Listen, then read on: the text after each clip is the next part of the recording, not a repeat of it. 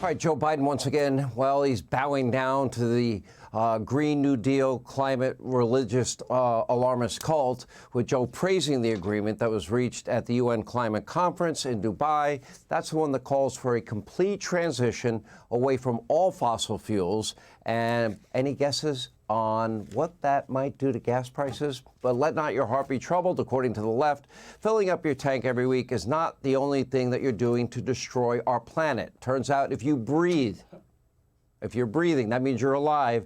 Apparently that's also bad. And apparently the methane and nitrous oxide that we exhale every few seconds, it is contributing to climate change. I guess we should all maybe say goodbye to Mother Earth.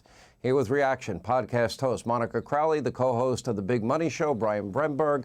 Okay, so at this COP28, summit, whatever you want to call it, Monica, okay, they say it's the beginning of the end of fossil fuels. Can you explain this to me?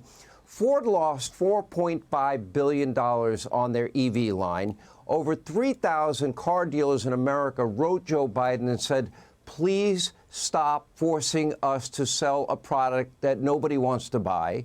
And they doubled down, tripled down on stupid. Why are they that tone deaf? Well, you're right, Sean, about the American car makers. In fact, just the other day, Ford announced that it was cutting their EVs for the Ford F-150 truck in half because the demand is just not there. People don't want it. Look, this is something much bigger going on here.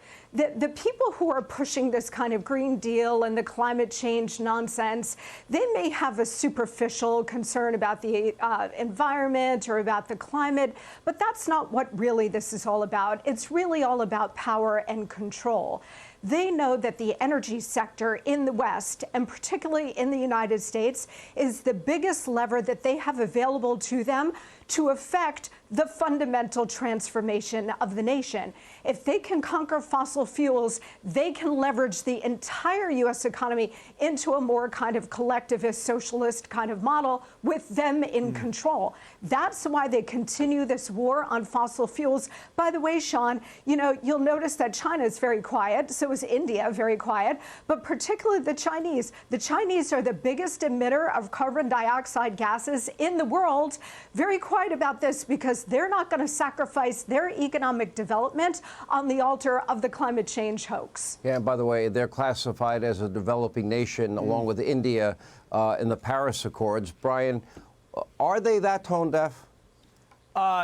They don't even care about tone. I mean, Monica was right. She said this is not really a pro-environment movement. I totally agree with that.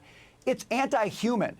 I mean, Sean, they're publishing research telling us to stop breathing.